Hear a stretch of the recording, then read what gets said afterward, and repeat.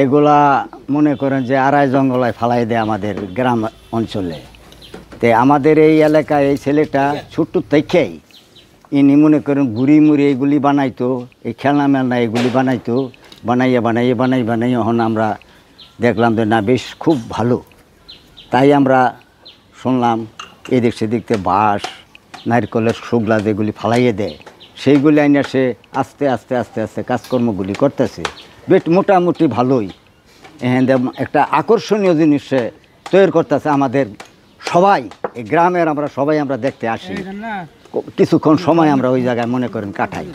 হ্যাঁ, এই জন্য মনে করুন আমরা আসি বসে বসে দেখি কীভাবে কাজগুলি করে, এত সুন্দরভাবে কাজ করতেছে। এবং অনেক শখদারী লোক এখানে আসে, আইসা এই জিনিসগুলি ক্রয় করে নেয়। হ্যাঁ, সে বেচা কিনা করে। তো গরিব মানুষ আগে থেকেই সে খুব ভালো জ্ঞান আর এসব কাজকর্মগুলি করতেছে আর কি। এটাই আমাদের দেশের মনে করেন যে আমরা তারা খুব করি যে না সে এই বয়সে মনে করেন এই ছেলেটা খুব ভালো জ্ঞানী এবং ভালো কাজ করতেছে, এটাই আমার গর্ব আর কি।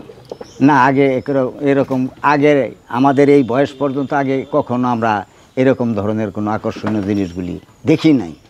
তবে আমাদের গ্রামের ছেলেটা হ্যাঁ এইসব জিনিসগুলি দেখতেছে, সবার কাছেই আমরা মনে করেন যে খুব ভালো, সবাই পছন্দ করে, সবাই বলা বলি করে না উমুকে একটা ভালো কাজ নিছে, সে কাজগুলি করতেছে, খুব ভালো আকর্ষণীয় জিনিস সে তৈরি করতেছে। এই একটি সাধারণ একটি নারকেল এই খাইয়া মানুষে ফালাই দেয়, ফালানি দেওয়ার পরে এই নারকেলে এই এত জিনিস আপনারা এই যে দেখতেছেন কাজ করতেছে। তে এই যে সুন্দর সুন্দর জিনিসগুলো যে বানাইতেছে উনির আসলেও দেওয়া যেতেছে গরিব মানুষ। ও একটা আগেতেই একটা ওর মাথারই একটা বেন ভালো আছে, ও একটা কাজ লইছে তে করতেছে। মানুষে গ্রামবাসী সবাই আর কি দেখতেছে যে কাজগুলো কিভাবে করতেছে, এত সুন্দর সুন্দর জিনিস বানাইতেছে।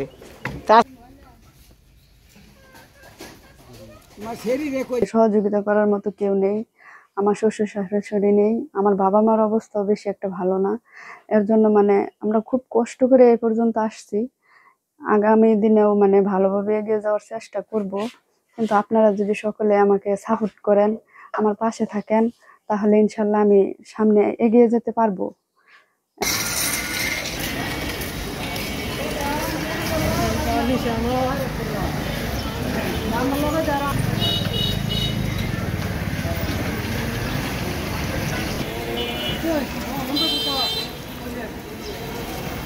এই কাজগুলো মূলত আমি আপনার শখের বছর শুরু করেছিলাম, নিজের প্রয়োজনে নিজের বাড়ি নিজের ঘরে রাখার জন্য।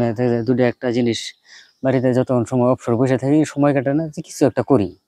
এই কিছু একটা করা থেকে আইডিয়া যে বাঁশ দিয়ে আপনার দিয়ে কোনো কিছু তৈরি করা যায় কিনা নিজের প্রয়োজনে, নিজের ঘরের প্রয়োজনে।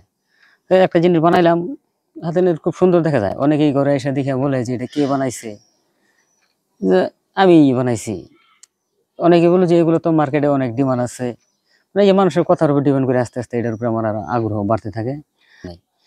ওই গাড়ি চালাই আমার সংসার চালানোর ফাঁকে যে 200-100 টাকা বাঁচে, ওই টাকাটা দিয়ে আমি কিছু কাঁচামাল কিনি আর কাজ করি। আবার টুকি যা বিক্রি করি, দেখা যায় যে মাস শেষ আবার কারেন্ট বিল দিতে হয়।